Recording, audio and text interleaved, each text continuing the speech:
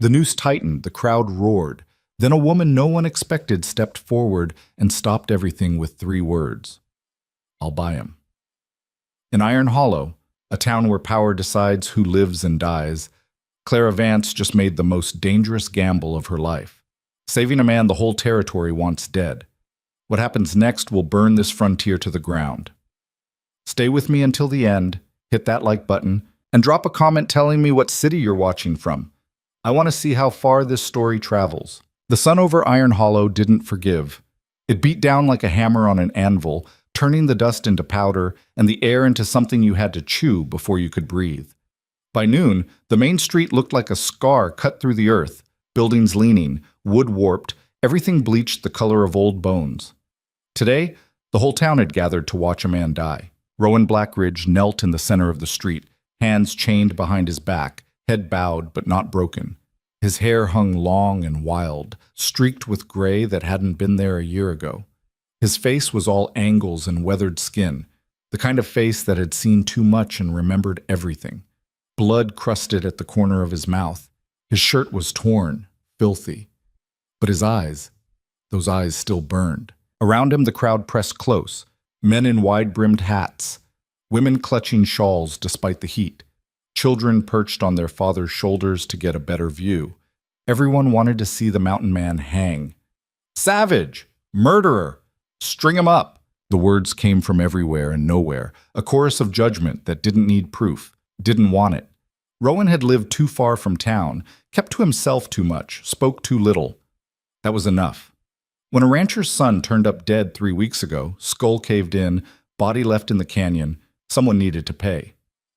Rowan Blackridge, the man who lived like a ghost in the hills, was an easy answer. Sheriff Calhoun stood beside the gallows, one hand resting on the butt of his revolver, the other holding a crumpled piece of paper that might have been a warrant. Might have been nothing. In Iron Hollow, it didn't matter much. The law was whatever the loudest voice said it was, and today the loudest voices wanted blood. Any last words, Blackridge? Calhoun's voice carried over the noise, flat and bored, like he'd done this 100 times before. Rowan lifted his head, slowly.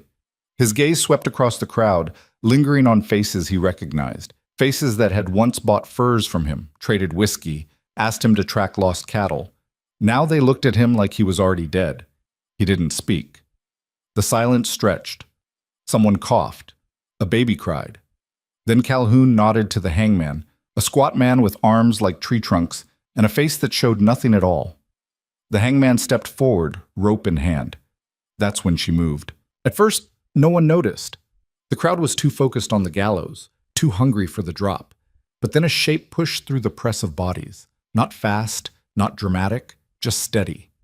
A woman in a faded gray dress that hung loose on her frame, her hair pulled back in a bun that had come half undone. She wasn't young, wasn't old, somewhere in between, the kind of age where people stopped looking. Clara Vance, the butcher's daughter, the woman who worked in the back of the general store counting inventory, scrubbing floors, avoiding eyes.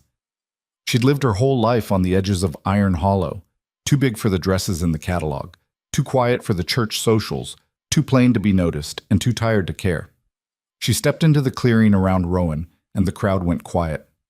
Not because they respected her, because they were confused. What's she doing? Is she lost? Someone laughed.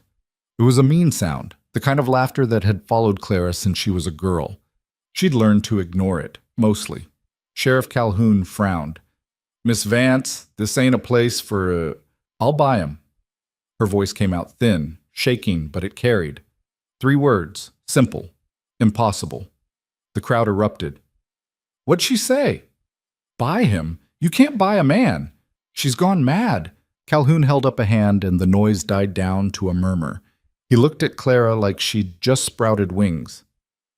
Miss Vance, I don't think you understand what's happening here. This man is a murderer. He's getting what he deserves. You don't have proof. Clara's hands were shaking. She clasped them together to hide it. No trial, no witness, just people saying things. People saw him near the canyon. People see a lot of things that aren't true. Calhoun's jaw tightened. This isn't a debate. Step back before you embarrass yourself. But Clara didn't move. She turned slowly and looked at the crowd. At the faces she'd known her whole life. Mrs. Pemberton, who used to pinch her arm in Sunday school and whisper that gluttony was a sin.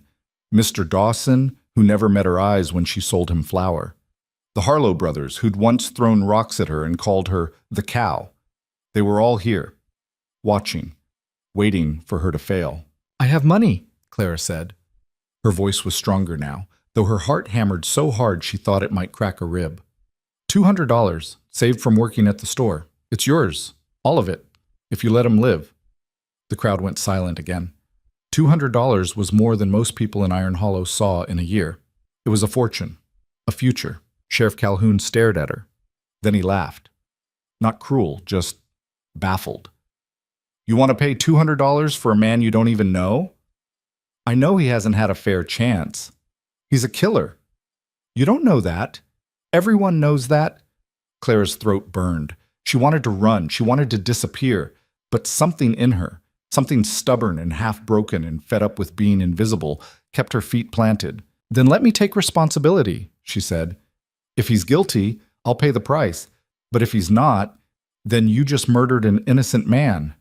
The words hung in the air like smoke. Rowan, still kneeling in the dirt, finally looked at her. Really looked. His eyes were gray, sharp, like flint. He didn't say anything, but she saw the question in his face. Why? She didn't have an answer, not one that made sense. Calhoun rubbed his jaw. The crowd was muttering now, shifting, uncertain. This wasn't how hangings were supposed to go. There were rules. Unspoken, maybe, but rules all the same. You didn't interrupt. You didn't make offers. You didn't... $200, a voice called from the back. Smooth, calm. A voice that didn't belong to the shouting mob. The crowd parted and a man stepped through. Tall, lean, dressed in a tailored coat despite the heat. His hair was slicked back, his boots polished. He looked like he'd stepped out of a painting, too clean, too composed for a place like Iron Hollow. Edwin Halbrook, the new judge. He'd arrived 2 months ago, sent by the territorial governor to bring order to the frontier. So far, he'd brought paperwork and fines and a smile that never reached his eyes. "Miss Vance?" Halbrook said, tipping his hat. "That's quite an offer." Clara's stomach twisted. She didn't trust him. No one in town did, but no one dared say it out loud. "It's a legal offer," Halbrook continued, stepping closer. "Though unusual. The territory does allow for alternative sentencing, a bond, if you will. If Miss Vance is willing to take full responsibility for Mr. Blackridge's actions, the law permits it." Calhoun's frown deepened. "You're saying we let him go?" "I'm saying we accept her offer. $200 is substantial, and if Mr. Blackridge steps out of line even once, Miss Vance forfeits everything. Her money, her property, perhaps more." Halbrook's smile widened. "It's a fair arrangement. Wouldn't you agree, Miss Vance?" Clara's mouth went dry. She hadn't thought this through, hadn't thought past the moment, past the need to do something instead of standing silent while a man died. She swallowed. "Yes, I agree." Then it settled. Halbrook turned to the crowd. "Miss Vance has purchased Mr. Blackridge's freedom. For 1 year he will remain under her supervision. Should he commit any crime, any at all, she will bear the consequences. Justice delayed, but not denied." The crowd didn't cheer. They didn't boo. They just stared, trying to make sense of what had just happened. Calhoun looked like he'd swallowed something sour, but he nodded. "Cut him loose." The hangman moved forward, keys jangling. He unlocked the chains and Rowan's hands came free. He didn't stand right away. Just knelt there, rubbing his wrists, breathing hard. Clara waited, heart pounding, wondering if she'd just saved a man or signed her own death warrant. Finally, Rowan stood, slowly. He was taller than she'd expected, broader. He looked at her again, and this time she saw something else in his eyes. Not gratitude, suspicion. "Why?" he asked. His voice was rough, like gravel scraped across stone. Clara opened her mouth, closed it. She didn't have an answer that wouldn't sound stupid. "Because it was wrong," she said finally. Rowan stared at her for a long moment. Then he turned and walked away, pushing through the crowd without looking back. Clara stood alone in the center of the street, $200 poor, her life suddenly tangled with a man everyone believed was a killer. The crowd began to disperse, murmuring, casting glances over their shoulders. Some looked at her with pity, others with contempt. A few with something darker. Sheriff Calhoun stepped close, voice low. "You just made a mistake, Miss Vance, a big one." She didn't answer, couldn't. Judge Halbrook tipped his hat again, that smooth smile still in place. "Pleasure doing business with you, Miss Vance. Do let me know if you need assistance." Then he was gone too, swallowed by the crowd. Clara stood there until the street was empty, until the sun dipped lower and the shadows grew long, until her legs stopped shaking enough to carry her home. She'd done it. She'd stopped the hanging. Now she had to figure out what came next. Rowan didn't go far, just to the edge of town where the buildings gave way to scrubland and the hills rose in the distance. He sat on a flat rock, head in his hands, breathing like he'd run a mile. He'd been ready to die, had made peace with it, or as close as a man could get. The noose had felt almost like a relief, an end to the running, the suspicion, the weight of living alone in a world that didn't want him. Then she'd stepped forward. He didn't know her, didn't owe her, didn't understand her. And that made her dangerous. Rowan had learned, the hard way, that people didn't do things for free. Everyone wanted something, payment, power, a favor they'd call in later. He'd spent years in the mountains avoiding exactly that. The tangled obligations of civilization, the invisible chains people wrapped around each other. Now he was chained again. Not to iron, but to her. He spat into the dirt and stood. His ribs ached where they'd kicked him. His head throbbed. But he was alive. For now. He looked back toward town, toward the general store where Clara Vance worked. He could leave. Head into the hills, disappear, never look back. She couldn't stop him. No one could. But if he ran, she'd pay the price. That judge had made it clear. Rowan cursed under his breath. He'd survived a lot of things. Winters that froze men solid. Grizzlies, hunger, loneliness that gnawed worse than any animal. But this was new. Clara made it home just as the sun touched the horizon. Her house was small, a single room attached to the back of her father's old butcher shop. He'd died 3 years ago, left her the shop and a pile of debts. She'd sold the tools, kept the building, lived quiet. Until today. She closed the door behind her and leaned against it, eyes shut, heart still racing. What had she done? $200. Gone. A year of her life tied to a stranger. And for what? A man who looked at her like she was a puzzle he didn't care to solve. She crossed to the table and sat, staring at the empty space where her savings used to sit in a small wooden box. She'd counted those bills every week, imagined what they could become. Maybe a new dress. Maybe a trip somewhere far from Iron Hollow. Maybe just the quiet comfort of knowing she wasn't one disaster away from losing everything. Now they were gone. A knock at the door made her jump. She froze. It was late. No one came by this late. Another knock, harder. Clara stood, wiping her palms on her dress, and opened the door a crack. Rowan Blackridge stood on her doorstep. She'd expected anger, maybe threats. Instead, he just looked tired. "I need a place to sleep," he said. Clara blinked. "What?" "Contract says I'm your responsibility. That means you're mine, too." He glanced past her into the small room. "You got space?" No. Yes, but..." Then it settled. He stepped inside without waiting for permission, glanced around, and dropped his pack in the corner. "I'll take the floor." Clara stood in the doorway, mouth open, brain scrambling to catch up. Rowan pulled a blanket from his pack, spread it on the floor near the cold stove, and sat down. He looked up at her, expression flat. "You saved my life. That makes us even, far as I'm concerned. But if we're stuck together for a year, we do this smart. You don't trust me. I don't trust you. We keep it simple. I work. You keep the town off my back. We survive. Deal?" Clara's hands trembled. She wanted to say no. Wanted to tell him to leave, to take his cold eyes and his rough voice and his whole dangerous presence somewhere else. But she'd made a choice, and choices had consequences. "Deal," she whispered. Rowan nodded once, lay down, and closed his eyes.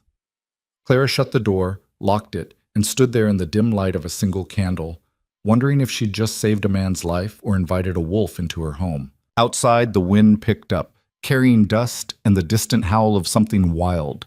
Iron Hollow settled into uneasy sleep. But the storm was just beginning. Morning came too early.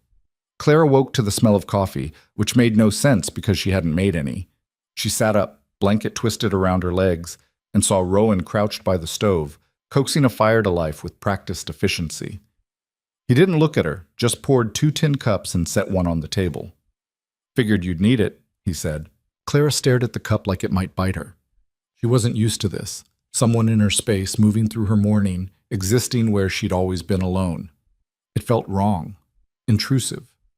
But the coffee smelled good. She took the cup, sipped, and nearly choked. It was strong enough to strip paint. Rowan's mouth twitched, almost a smile. "Too much?" "It's fine," Clara lied, eyes watering. He stood, rolling his shoulders. Even in the small room, he moved like he needed more space, like walls were suggestions he hadn't agreed to. "I'll need work, something that keeps me visible. Town's gonna be watching." Clara set the cup down. "Mr. Hendricks needs help at the livery. He's been asking for weeks." "Hendricks hates me." "Hendricks hates everyone. But he pays." Rowan considered this, then nodded. "I'll talk to him. And I'll—" Clara trailed off. What would she do? Go back to the store like nothing had changed? Pretend she hadn't just upended her entire life? "You'll keep your head down," Rowan said, reading her face. "Don't explain. Don't apologize. You made a choice. Own it." Easy for him to say. He'd spent years not caring what people thought. Clara had spent her whole life drowning in it. But she nodded anyway. Rowan grabbed his pack and headed for the door. He paused, hand on the frame. "That judge, Halbrook. You trust him?" "No." "Good. Don't start." Then he was gone, the door swinging shut behind him. Clara sat alone with her terrible coffee and the sinking feeling that she'd just stepped off a cliff with no idea where the ground was. The store opened at 8. Clara arrived at 7:45, keys shaking in her hand. The building was old, sagging in places, but it had been her father's and now it was hers. She sold dry goods, flour, salt, occasionally fresh meat when the hunters brought something in. It wasn't much, but it was hers. She unlocked the door and stepped inside. The familiar smell hit her. Wood, dust, the faint tang of preserved meat. Comforting, safe. Then she saw the word painted across the back wall. Traitor. The letters were crude, dripping, done in something dark. Tar, maybe, or blood. Clara's stomach turned. She stood frozen, staring, until her brain caught up and her legs remembered how to move. She crossed to the wall, touched the paint. Still tacky, fresh. Someone had been here, last night, while she slept. The bell above the door chimed, and Clara spun, heart hammering. Mrs. Pemberton stood in the doorway, basket on her arm, lips pressed into a thin line. She looked at Clara, then at the wall, then back at Clara. "Well," she said, "I suppose you've made your bed." Clara's throat tightened. "Mrs. Pemberton, Don't." The older woman's voice was cold, clipped. "I've known you since you were a child, Clara. I watched your father build this place, and now you've thrown it all away for a murderer. He's not. Everyone knows what he is, and now everyone knows what you are too." Mrs. Pemberton turned and walked out, the bell chiming again, mocking. Clara stood there, alone, staring at the word on her wall. The next customer didn't come until noon. Old Mr. Farley, who bought tobacco and never talked much. He glanced at the wall, grunted, paid, and left. No one else came. By closing time, Clara had sold exactly 3 items. Normally, she'd move 20, 30. The store was the only place in Iron Hollow to buy certain things. People needed her, but apparently they needed their pride more. She locked up as the sun dipped low, exhaustion pulling at her like weights. She hadn't eaten, hadn't cleaned the wall, just stood behind the counter waiting for customers who never arrived. Rowan was sitting on her steps when she got home. His knuckles were scraped, his shirt dirtier than before. He looked up as she approached. "Hendricks hired me," he said. "Pays half what he'd pay anyone else, but it's something." Clara nodded, too tired to speak. Rowan studied her. "Bad day?" She almost laughed. "Someone painted traitor on my wall." His jaw tightened. You clean it off? Not yet. He stood. Show me. They walked back to the store in silence. Rowan inspected the word, running his fingers over the letters like he could read something in them. Then he turned to her. You got lye soap? In the back. Get it? And a brush. They worked together, scrubbing the wall until Clara's arms burned and the word faded to a ghost. It didn't disappear completely, tar was stubborn, but it was better. Livable. Rowan tossed the brush into a bucket. This is going to get worse before it gets better. I know. You sure you can handle it? Clara looked at him, this man she'd saved, this stranger who'd somehow become her responsibility. I don't know, but I'm not backing down. Something flickered in his eyes. Respect, maybe. Or just surprise. Then we do it together, he said. 3 days passed. The store stayed empty. Clara's savings dwindled. She sold a bag of flour to a passing traveler, some salt to a family heading west, but the locals stayed away. Not all of them. Some still came, quiet and quick, like they were committing a crime. But most avoided her like she carried plague. Rowan worked at the livery, shoeing horses, mucking stalls, doing the jobs no one else wanted. Hendricks paid him in coins that barely added up to $1 a day, but Rowan didn't complain. Just came home each night, hands blistered, and helped Clara with whatever needed doing. It was strange having him there. He didn't talk much, didn't ask questions, just existed in her space like a piece of furniture she hadn't picked but couldn't return. Sometimes she'd catch him staring out the window, jaw tight, eyes distant. She wondered what he was thinking, if he regretted staying, if he hated her for dragging him into this. She never asked. On the 4th day, Sheriff Calhoun came by. Clara was restocking shelves when the door opened and he walked in, hat in hand, expression unreadable. He looked around, taking in the empty store, the faded stain on the wall, the way Clara's shoulders hunched like she was bracing for a blow. Miss Vance. Sheriff. He shifted his weight. Just wanted to check in, see how things are going. Fine, Clara lied. Calhoun's eyes flicked to the wall. Heard you had some trouble. Nothing I can't handle. He nodded slowly. Look, I'll be straight with you. People are angry. They wanted justice, and you took it away. Now they're looking for someone to blame. Let them blame me. It's not just blame, Miss Vance. It's pressure. Economic pressure, social pressure. The kind that breaks people. He met her eyes. I've seen it before. Good folks pushed to the edge because they stood where they shouldn't have. Clara's hands clenched. Are you warning me or threatening me? Warning. I don't like what's happening any more than you do. But I can't stop it, not without proof, and not when half the town wants your store shut down. On what grounds? Calhoun hesitated. There's talk about your contract with Blackridge. Some folks think it's improper. A woman living with a man, unmarried, it raises questions. Heat flooded Clara's face. He sleeps on the floor. We barely speak. There's nothing improper about it. I know, you know. But them? He gestured vaguely toward the window. They don't care about truth. They care about appearances, and right now the appearance is bad. Clara's chest tightened. She'd known this would be hard, but she hadn't expected the town to twist something innocent into something ugly. What do you want me to do? She asked quietly. I don't know, but be careful. Judge Halbrook's been asking questions about your finances, your property. He's building something, and I don't think it's in your favor. Clara's blood went cold. What kind of something? I don't know yet, but watch your back. Calhoun put his hat on, tipped it. And keep Blackridge on a short leash. One mistake, and they'll bury you both. He left. Clara stood there, surrounded by half-empty shelves and the suffocating weight of inevitability. That night, she told Rowan what Calhoun had said. They sat across from each other at the small table, the space between them filled with things neither knew how to say. Rowan's face was stone. Halbrook's making a move. Why? What does he gain? Control. Your store sits on land near the river. Good land. Valuable. If he can force you out, he can take it. Clara's stomach dropped. But the contract? The contract ties me to you, which means if I fail, you lose everything. House, store, all of it. Rowan leaned back, jaw tight. He's not trying to punish us. He's trying to own us. Then we don't fail. It's not that simple. Why not? Rowan looked at her, something dark and broken in his eyes. Because I've already failed people before, and it never ends well. Clara wanted to ask what he meant, wanted to dig into the pain she saw etched into every line of his face. But she didn't, because some wounds didn't need poking. Then this time will be different, she said instead.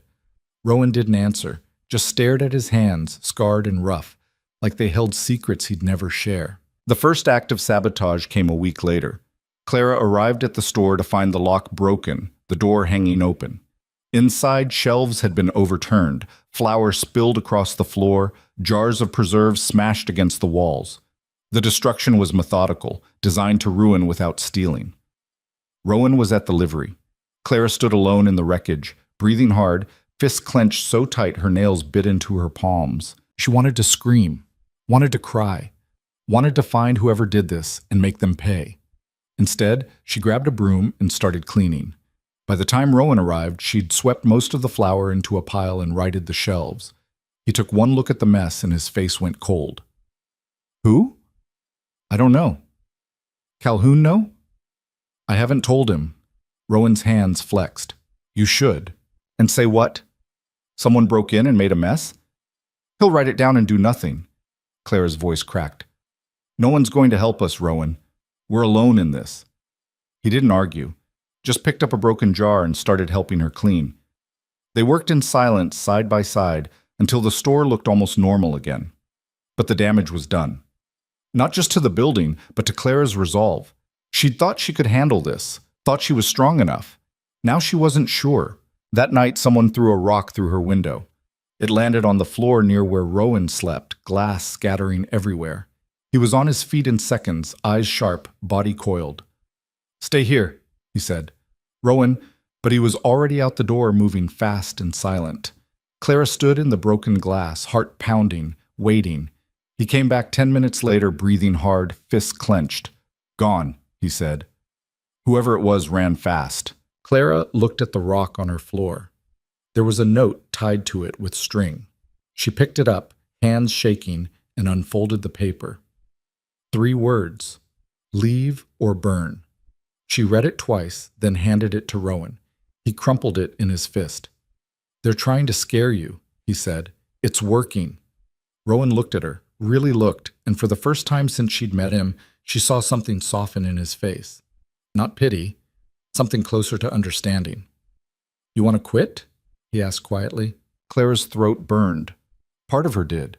Part of her wanted to walk away, leave Iron Hollow, start over somewhere no one knew her name. It would be easier, safer. But another part of her, the part that had spent her whole life being invisible, being dismissed, being told she didn't matter, refused. No, she said. I want to fight. Rowan nodded once. Then we fight. The next morning, they boarded up the window and reinforced the locks. Rowan bought nails and wood from Hendricks using his meager wages, and together they turned Clara's small house into something closer to a fortress. It wasn't much, but it was something. The town watched. Clara could feel their eyes every time she walked to the store, every time she bought supplies, every time she existed. Some looked at her with contempt, others with curiosity, a few with something that might have been respect. But no one helped. 2 weeks after the vandalism, a man came to the store. He was tall, broad-shouldered, with a face that looked like it had been carved from granite. Clara recognized him. Thomas Greer, one of the biggest ranchers in the territory. He owned land stretching from the canyon to the ridge, ran cattle by the thousands, and had enough money to buy Iron Hollow twice over. He walked in like he owned the place, hat tipped back, boots clicking on the wooden floor. Miss Vance, he said, voice smooth as oil. Mr. Greer. Clara's hands tightened on the counter. He looked around, taking in the near-empty shelves, the boarded window, the faded stain on the wall. Heard you've had some trouble. Nothing I can't handle, I'm sure. He smiled, but it didn't reach his eyes. I also heard you're struggling. Customers not coming in like they used to. Clara said nothing. Greer leaned against the counter, casual. I'm a businessman, Miss Vance. I see opportunities where others see problems, and I see an opportunity here. I'm not selling. I haven't made an offer yet. Don't bother. His smile faded. You're in over your head. That contract you signed, it's a noose around your neck. One wrong move from Black Ridge and you lose everything. House, store, maybe more. He straightened. I'm offering you a way out. Sell me the land. I'll pay fair price. You can leave Iron Hollow. Start fresh somewhere else. No shame in it. Clara met his eyes. There's plenty of shame in running. Greer's jaw tightened. You think you're being brave, but bravery without sense is just stupidity. Blackridge is dangerous. Everyone knows it. And when he snaps, and he will, you'll be the one who pays. Then I'll pay. Greer stared at her for a long moment. Then he tipped his hat, smile gone. Your choice, Miss Vance, but don't say I didn't warn you. He left. Clara stood there, shaking, wondering if she'd just made the smartest decision of her life or the dumbest. That night, she told Rowan about Greer's visit. They sat by the stove, the fire crackling, shadows dancing on the walls. Rowan's face was dark. He's working with Halbrook. You think? I know. Greer's been buying up land for years, squeezing out small owners, taking what he wants. Your store sits right where he needs to expand his operation. He makes you an offer. You refuse. Then things get worse until you've got no choice. Claire's chest tightened. So what do? We don't give them a reason. I stay clean, you stay strong, and we wait. Wait for what? For them to make a mistake. Clara wanted to believe him, wanted to think they could outsmart men like Greer and Halbrook, but she'd lived in Iron Hollow long enough to know how power worked. It didn't make mistakes. It just crushed everything in its path. Still, she nodded, because what else could she do? The days blurred together. Work, silence, tension. Rowan kept his head down at the livery, doing his job, avoiding trouble. Clara kept the store open, even when no one came, even when her supplies dwindled and her savings ran dry. They didn't talk much, but they existed together, two people tied by a contract neither fully understood, fighting a battle neither knew how to win. And then, on a cold morning 3 weeks after Greer's visit, Clara woke to the smell of smoke. She bolted upright, heart racing. Rowan was already at the door, staring out into the pre-dawn darkness. What is it? Clara asked. He didn't answer, just pointed. Clara crossed to the window and looked out. Her store was burning. Flames licked up the sides, bright and hungry, devouring wood and hope with equal appetite. Smoke billowed into the sky, black and thick, blotting out the stars. Clara ran. She didn't think, didn't plan, just ran toward the fire like she could stop it with her bare hands. Rowan grabbed her arm, yanked her back. It's too late, he said. No! Clara, it's gone. She fought him, tears streaming, lungs burning. But he was right. The store was already collapsing, beams cracking, roof caving in. Everything her father had built, everything she'd tried to save. Gone. The town gathered, same as they had for Rowan's hanging. Watching, whispering. No one moved to help, no one fetched water. They just stood there, faces lit by the fire, eyes empty. Sheriff Calhoun arrived, looked at the blaze, and shook his head. Nothing we can do now. Clara turned on him, voice raw. Someone did this. Someone burned my store. Can you prove it? Can you? Calhoun's face was hard. Without proof, I can't do anything. Judge Halbrook appeared beside him, smooth and calm as ever. A terrible tragedy, Miss Vance, but perhaps a blessing in disguise. You're free now. Free to sell the land, move on, rebuild elsewhere. Clara stared at him, rage and helplessness warring in her chest. You did this. Halbrook's smile didn't waver. Careful, Miss Vance. Accusations without evidence can be dangerous. Rowan stepped forward, and the crowd shifted, uneasy. His eyes were locked on Halbrook, cold and deadly. Say the word, Rowan said quietly, speaking only to Clara. And I'll end this. Right here. For a moment, Clara wanted to unleash him, let him do what he did best, consequences be damned. But she saw the trap, saw Halbrook's smile widen just a fraction, saw the way Calhoun's hand drifted toward his gun. They wanted Rowan to snap, wanted an excuse. No, Clara said. Her voice shook, but it was firm. Not like this. Rowan's jaw clenched, but he stepped back. Halbrook tipped his hat. Wise decision. The fire burned until dawn. By the time the sun rose, there was nothing left but ash and charred beams. Clara stood in the ruins, staring at what used to be her future. Rowan stood beside her, silent. "What now?" Clara whispered. Rowan looked at her, something hard and determined settling into his features.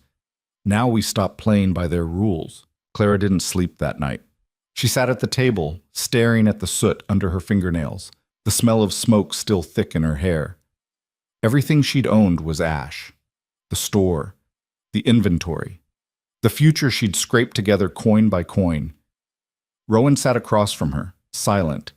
He'd been watching her for hours, waiting for her to break.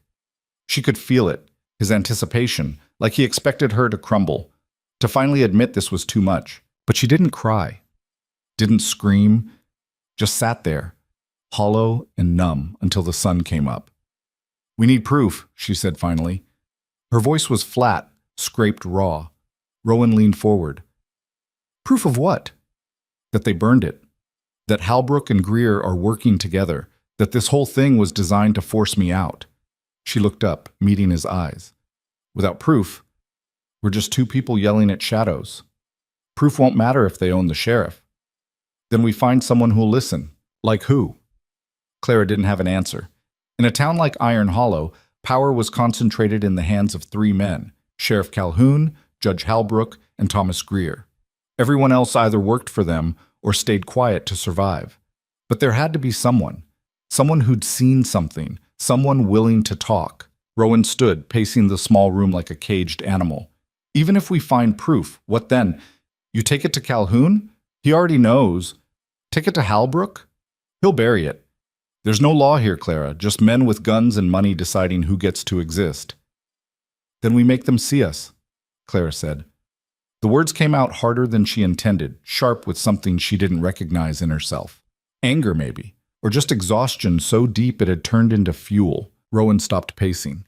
"You're talking about a fight." "I'm talking about not rolling over." He studied her, eyes narrowed.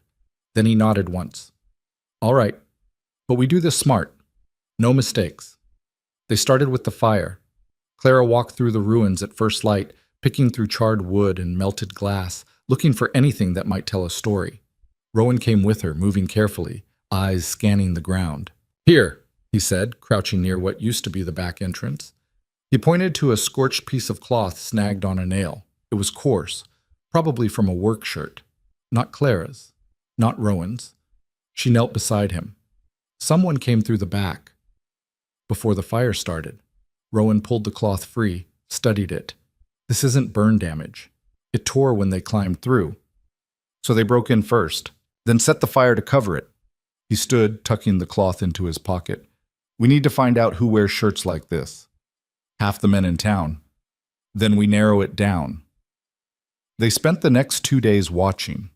Rowan kept working at the livery, but now he paid attention: who came and went, who talked to who had burns on their hands or soot on their boots.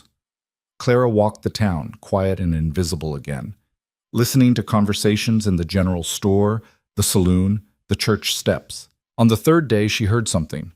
2 ranch hands from Greer's outfit standing outside the saloon, voices low, but not low enough. "Shame about that fire," one said. "Yeah, shame." The other one grinned. "Heard it went up real quick." Almost like someone knew where to start it. They laughed. Clara's stomach twisted. She wanted to confront them, to demand answers. But she kept walking, head down, heart pounding. That night, she told Rowan. "Greer's men," he said. Not a question, a statement. "I think so, but I can't prove it." Rowan was quiet for a long moment.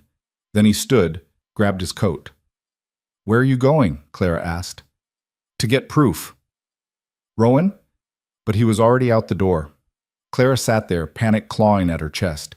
She told him they needed to be smart, careful.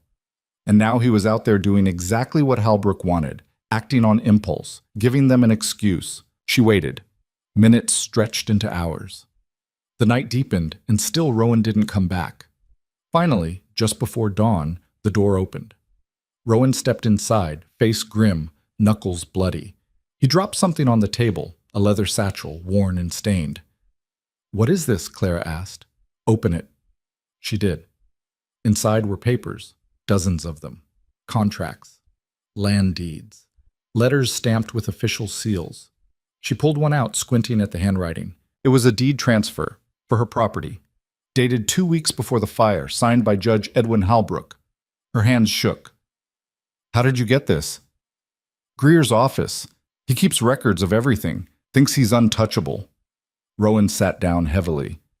He's been planning this for months, buying up land, forcing people out, forging documents when he had to. Your store was just the latest. Clara spread the papers across the table, reading through them with growing horror. Deeds for properties all over Iron Hollow. Some signed willingly, others clearly coerced. And at the center of it all, Halbrook's signature over and over, legitimizing theft with the stroke of a pen. This is enough, Clara whispered. This proves everything. Rowan shook his head.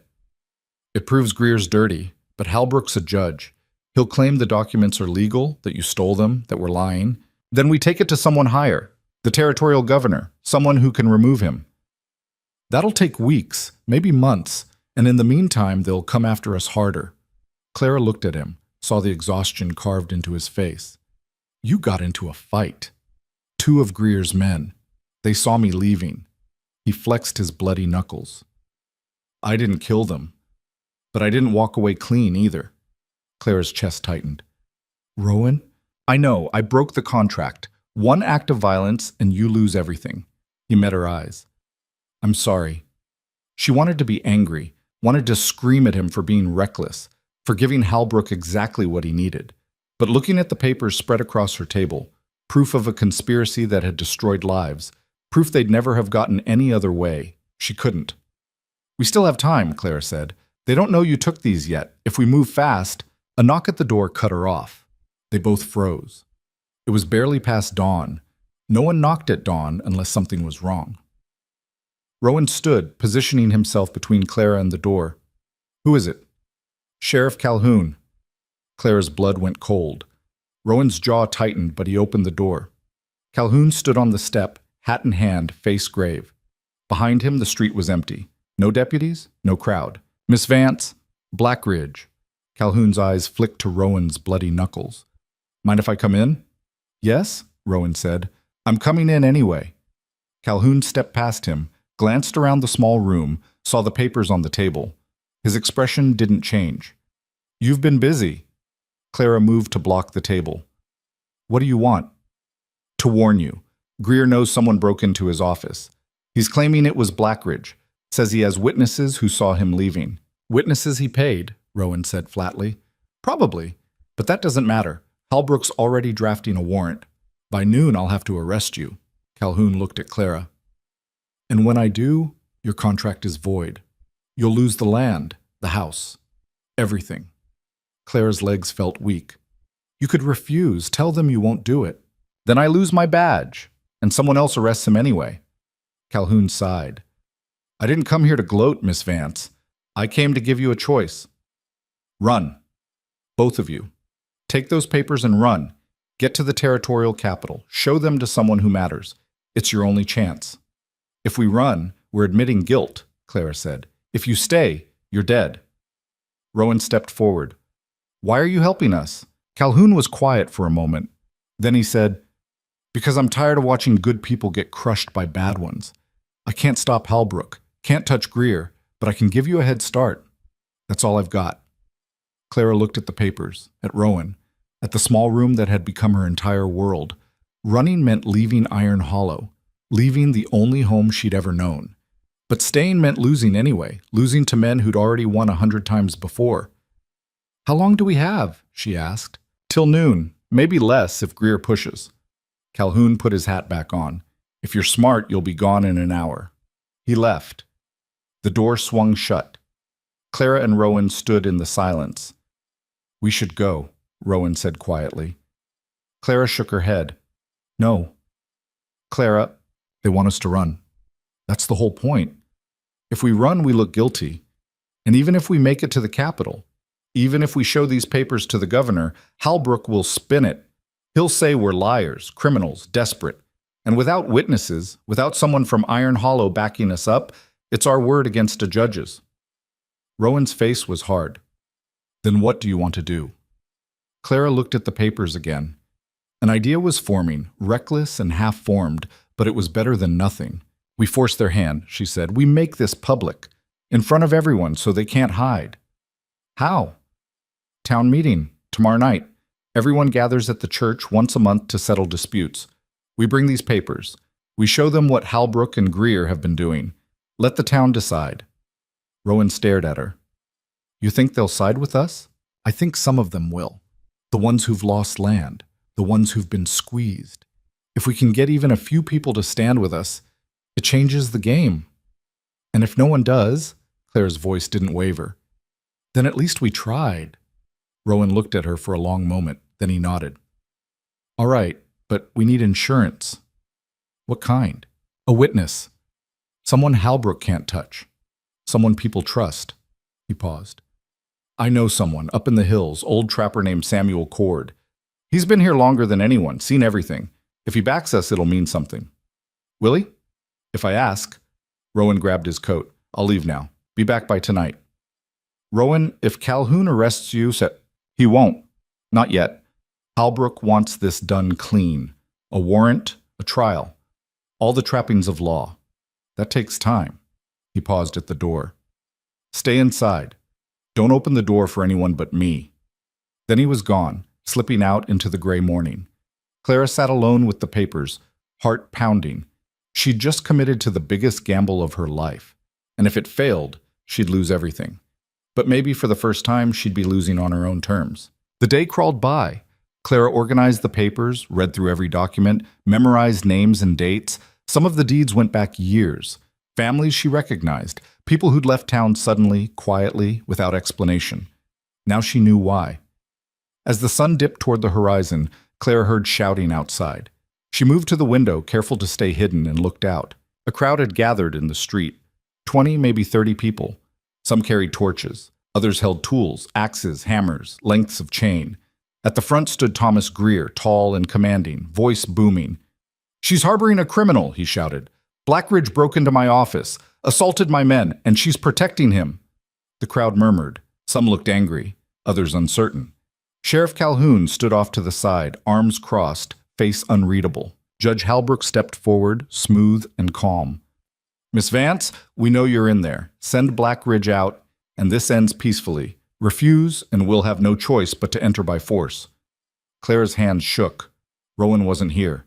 Wouldn't be back for hours. She was alone. She could give up. Open the door, tell them Rowan was gone, hand over the papers, save herself. But she'd spent her whole life giving up. Being small, being quiet, being nothing. Not anymore. Clara opened the door. The crowd went silent. Greer's eyes narrowed. Halbrook's smile widened. He's not here, Clara said. Her voice was steady, louder than she expected. Where is he? Greer demanded. I don't know, and I wouldn't tell you if I did. Halbrook stepped closer. Miss Vance, you're in violation of your contract. Blackridge committed a crime. That makes you responsible. He committed a crime? Clara's anger flared, sharp and hot. You burned my store. You forged documents. You've been stealing land from people for years, and you call him a criminal? Gasps rippled through the crowd. Halbrook's smile faded. Careful, Miss Vance. Slander is... I have proof.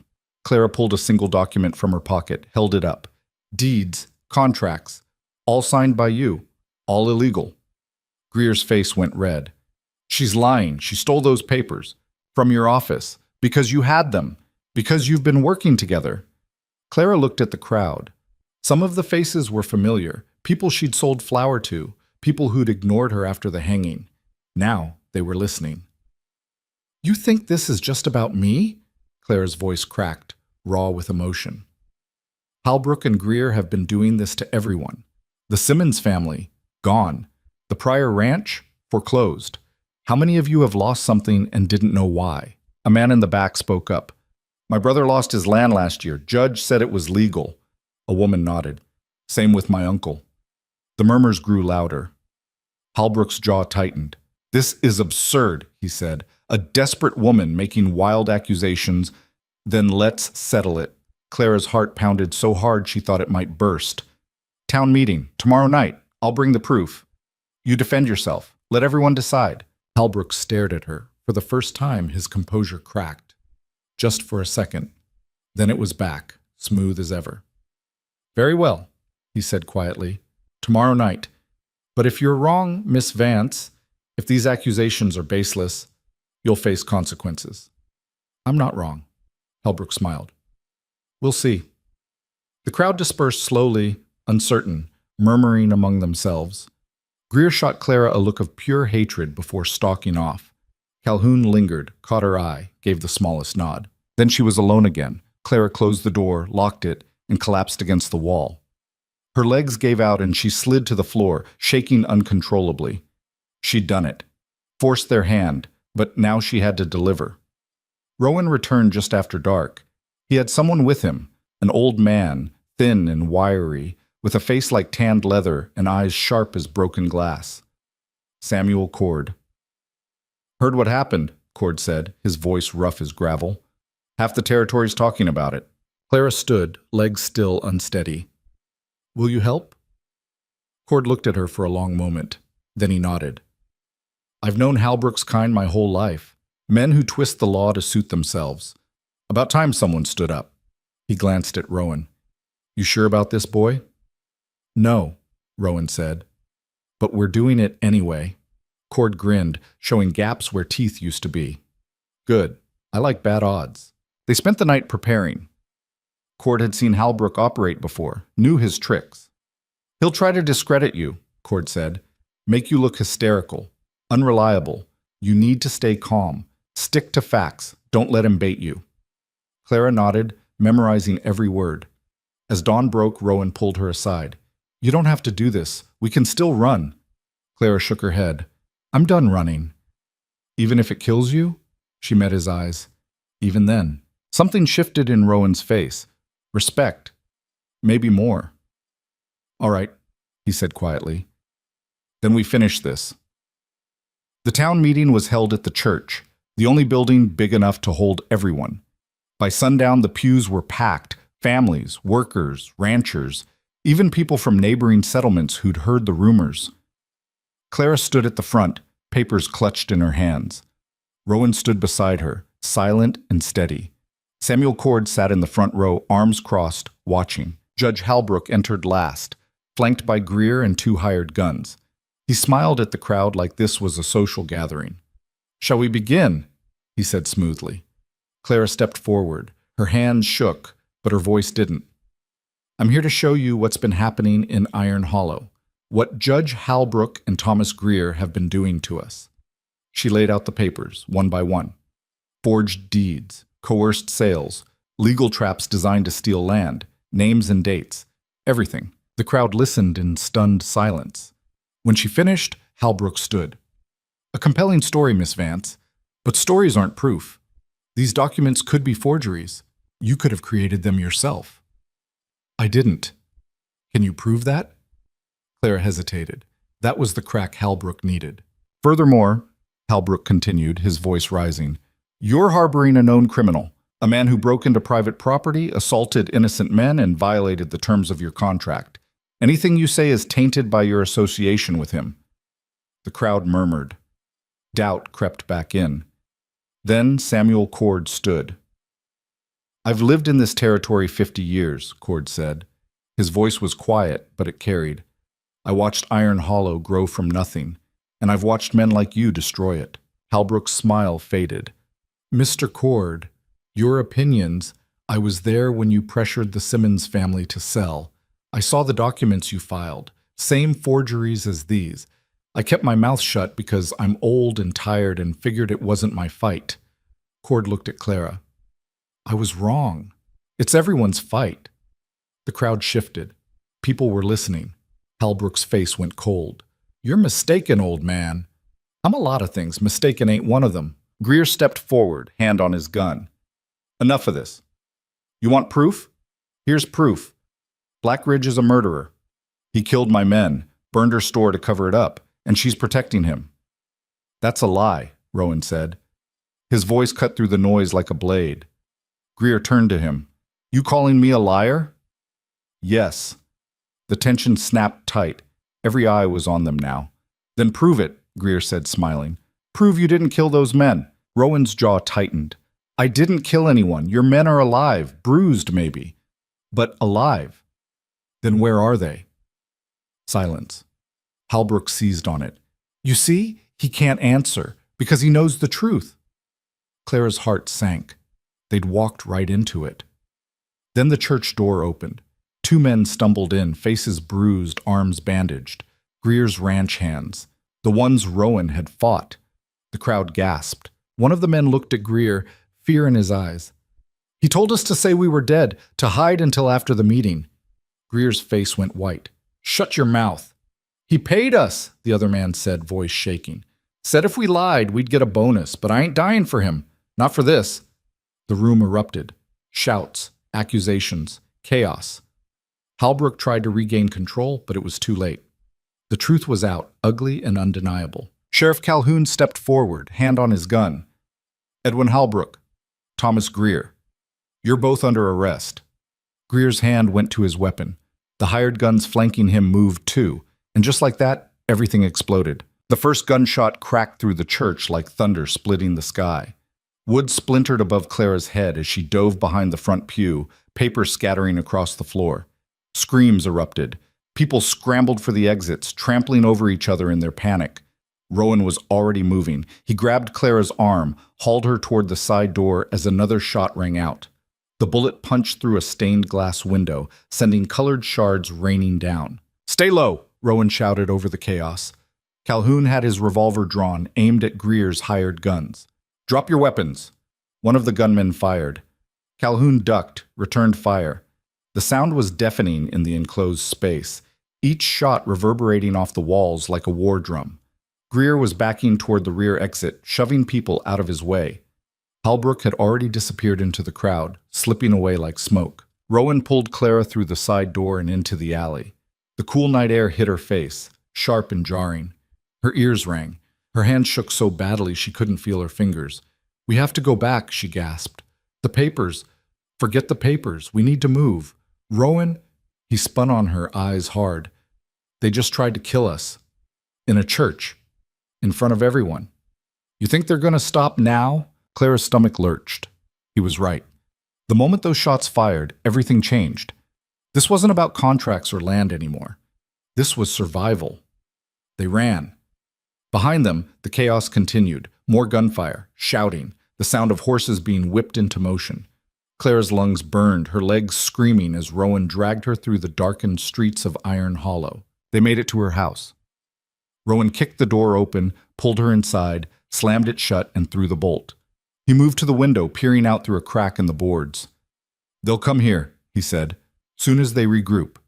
Clara leaned against the wall, gasping for air. Her mind was spinning, trying to process what had just happened. The meeting was supposed to expose them, force them into the light. Instead, it had turned into a bloodbath. Samuel, she said suddenly, did you see? He got out, saw him slip through the back before the shooting started.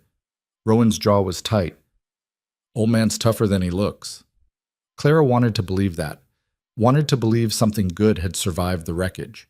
But all she could see was the fear on people's faces as they'd stampeded for the exits, the way Halbrook had vanished, the cold calculation in Greer's eyes when he'd drawn his weapon. What do we do now? Her voice came out small, broken. Rowan turned from the window. For a moment, he didn't answer, just looked at her with an expression she couldn't read, something between regret and resolve. I leave, he said finally. Clara's chest tightened. What? This is my fault. They want me. If I'm gone, they'll leave you alone. You don't know that. I do. Halbrook needs a villain. Right now, I'm it. But if I disappear, he can spin this however he wants. Say I killed those men after all. Say I manipulated you. You'll still lose the land, but you'll be alive. Clara shook her head, anger flaring through the fear. So that's it? You just run? Leave me to deal with the mess? It's not running if it saves your life. It's exactly running. She stepped toward him, fists clenched. You think I did all this just to watch you disappear into the hills? I didn't save you so you could keep being alone. Rowan's face twisted. You shouldn't have saved me at all. Well, I did, and now we're stuck together. So stop trying to make decisions for me and start thinking like we're on the same side. He stared at her, something raw and painful in his eyes. I've never been on anyone's side. I don't know how. Then learn. The words hung between them, sharp and desperate. Outside, the sound of hoofbeats grew louder. Voices shouted. Torches flickered past the window. They were coming. Rowan moved fast. He grabbed his pack, shoved a blanket and what little food they had inside. If we're doing this, we do it smart. We can't stay here, can't stay in Iron Hollow. Where do we go? The canyon. There's caves up there, defensible. They won't find us if we're careful. Clara grabbed her own pack, threw in the few possessions she still owned. A change of clothes, her father's old knife, the tin cup Rowan had given her coffee in that first morning. Strange, what you grabbed when everything was falling apart. They slipped out the back just as the front door splintered inward. Clara didn't look back. Didn't let herself think about the house she was leaving behind, the life she'd tried to build. All of it was ash now anyway. They moved through the shadows, keeping to the edges of town, avoiding the main streets where torches burned and angry voices called for blood. Clara's heart hammered so hard she thought it would crack her ribs. Every sound made her flinch. Every shadow looked like a man with a gun. But Rowan moved like he was born to this, silent, efficient, reading the darkness like other people read books. He led her through alleys she didn't know existed, over fences, through a dry creek bed that cut behind the livery. They were almost clear when someone stepped out in front of them. Sheriff Calhoun. Rowan's hand went to his belt, where he kept a knife. Calhoun raised his hands, showing he was unarmed. Easy, Calhoun said quietly. I'm not here to stop you. Rowan didn't relax. Then what do you want? To tell you what you're up against. Calhoun glanced back toward town. Hal Brooks declared martial law. Says there was an attempted insurrection. He's got Greer's men patrolling the streets, rounding up anyone who spoke in your favor at the meeting. Clara's blood went cold. He can't do that. He just did. And unless the territorial governor steps in, he'll get away with it. Calhoun pulled something from his coat, a folded piece of paper. This is a letter, official testimony. Everything I saw tonight, everything I know about Halbrook and Greer. It won't hold up in Iron Hollow, but if you can get it to the Capitol... You're giving us evidence? Rowan's voice was flat, suspicious. Why? Calhoun's face was hard. Because I'm tired of being part of the problem. I've looked the other way too many times. Let too many things slide because it was easier than fighting. Not this time. He held out the letter. Take it. Get out of here. And don't come back until you have an army behind you. Clara took the letter, hands shaking. Thank you. Calhoun's expression softened for just a moment. Don't thank me yet. You've got a long road ahead. He looked at Rowan. Keep her alive. Rowan nodded once. Then Calhoun was gone, disappearing back into the darkness. They ran. The canyon was 3 miles outside town, a jagged scar cut into the earth by centuries of water and wind. Rowan led Clara up a narrow trail, barely visible in the moonlight, climbing until her legs screamed and her lungs felt like they'd collapse. Finally, he stopped at a cave mouth hidden behind a fall of rocks. Here. Inside, the cave was dry and surprisingly spacious. Rowan lit a small fire near the entrance, just enough to cut the chill but not enough to be seen from below. Clara collapsed against the wall, every muscle in her body trembling. She'd never been this exhausted, this terrified, this far from everything she'd ever known. Rowan sat across from her, staring into the fire. His face was shadowed, unreadable. You should sleep, he said. I can't. Try. Clara closed her eyes, but all she saw was the chaos in the church, the gunfire, the fear.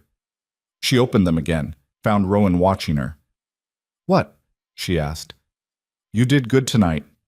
Calling that meeting, standing up to them. That took guts. A lot of good it did. It did more than you think. People saw, they heard. Even if Halbrook tries to bury it, they'll remember. Clara wanted to believe that, but right now, sitting in a cave, hunted and homeless, it was hard to see past the disaster. I'm sorry, she said quietly. Rowan frowned. For what? For dragging you into this. You were right. I should have let you run. Now you're stuck with me and we're both... Stop. Rowan's voice was firm. You didn't drag me anywhere. I made my choice, and I'd make it again. Clara looked at him, saw something in his face she hadn't seen before. Not just resolve, something softer, almost vulnerable. "Why?" she whispered. Rowan was quiet for a long moment. Then he said, "Because for the first time in 10 years, someone looked at me and saw a person instead of a problem. That's worth fighting for." Clara's throat burned. She didn't know what to say, didn't trust herself to speak. So she just nodded. They sat in silence, the fire crackling between them, until exhaustion finally dragged Clara under. She woke to daylight filtering through the cave entrance and the smell of something cooking. Rowan had caught a rabbit, was roasting it over the fire. "You know how to hunt?" Clara asked, voice thick with sleep. "Lived in these hills for years. If I couldn't hunt, I'd be dead." Clara sat up, rubbed her face. Her body ached everywhere. "How long was I out?" "Few hours. Sun's been up since dawn." She looked toward the cave mouth, saw the valley spread out below. From here, Iron Hollow looked small, insignificant, just a cluster of buildings clinging to the earth like it didn't want to let go. "What's the plan?" she asked. Rowan tore off a piece of meat, handed it to her. "We wait. Let things cool down. Then we figure out how to get to the capital without getting killed. That's not much of a plan. It's what we've got." Clara ate in silence, chewing the tough meat, trying to think. They had Calhoun's letter. That was something. But getting to the territorial capital meant crossing 300 miles of open country. No horses, no supplies, and Greer's men would be looking for them. It was impossible, which meant they had to do it anyway. "We'll need help," Clara said. "We can't make it alone." "Who's going to help us? Everyone in Iron Hollow's either terrified of Halbrook or working for him." "Not everyone." Clara thought of the faces at the meeting, the people who'd listened, who'd looked at the evidence and started to believe. There were people on our side, people who spoke up, and now they're probably locked up or worse. Then we find the ones who aren't. Rowan looked at her like she'd lost her mind. "You want to go back?" "Not into town, but nearby. There are homesteads, families who've been squeezed by Greer. If we can rally them, they'll get killed. Or they'll fight back." Clara met his eyes. "You said people saw, that they'd remember. But if we just run, Halbrook wins. He buries the truth and keeps taking what he wants, unless we give them a reason to stand." Rowan shook his head. "You're talking about starting a war. I'm talking about finishing one." He stared at her, jaw working. Then he let out a long breath. "You've changed." "Maybe. Or maybe I'm just done being scared." Rowan studied her for a long moment. Then he nodded. "All right. We do it your way. But we're careful. One mistake, and we're both dead." "I know." They spent the next 3 days moving carefully through the hills, avoiding the main roads, watching for patrols. Rowan knew the land better than anyone, every trail, every water source, every place to hide. He taught Clara how to move quietly, how to read tracks, how to survive on next to nothing. She learned fast, had to. Out here, mistakes were fatal. They found the first homestead on the 4th day, a small ranch, run down and struggling, tucked into a valley west of Iron Hollow. A man named Josiah Reeve lived there with his wife and 2 sons. Clara had sold him supplies once, years ago.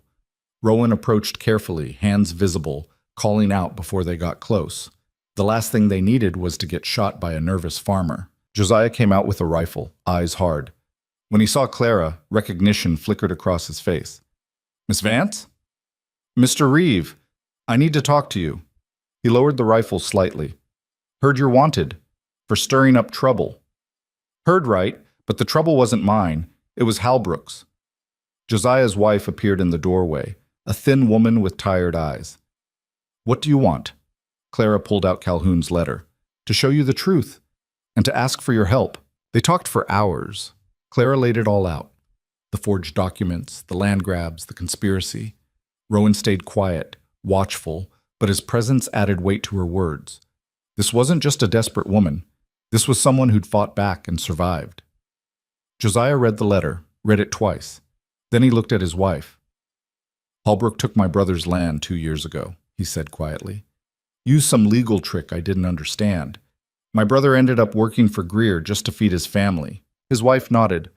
"We've been waiting for the other shoe to drop. Figured it was only a matter of time before he came for us, too.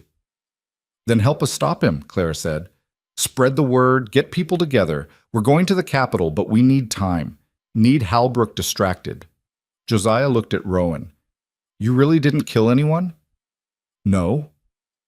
But you'd fight if you had to? Rowan's face was stone. If I had to. Josiah nodded slowly, then he held out his hand. All right, we're in. They found 3 more families over the next week. Not all of them agreed to help. Some were too scared. Others didn't believe the evidence, thought it was a trick. But a few, enough, said yes. Word spread. Quietly. Carefully. A network of people who'd been pushed too far and were finally ready to push back.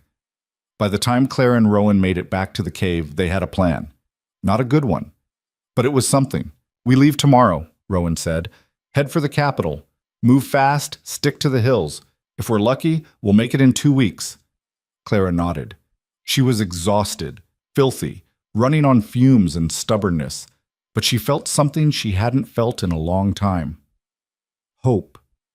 That night, as they sat by the fire, Clara asked the question that had been gnawing at her since the beginning. Why did they want you dead, really? Rowan's face went dark. For a moment she thought he wouldn't answer. Then he spoke, voice low. Because I owned land. Good land. Up in the high country, near the springs. I didn't farm it, didn't build on it, just lived there. Quiet. Alone. He paused. Greer wanted it. Made me an offer. I said no. Then suddenly there's a dead rancher's son, and everyone's saying I did it. Did you know the son? Never met him. But that didn't matter. They needed a scapegoat, and I was convenient. His hands clenched. I would have hanged, and Greer would have taken the land the next day. Clara's chest ached. I'm sorry. Don't be. You're the only reason I'm still breathing. She looked at him across the firelight, this man she barely knew but had risked everything for. And she realized something. She'd do it again. They left at first light.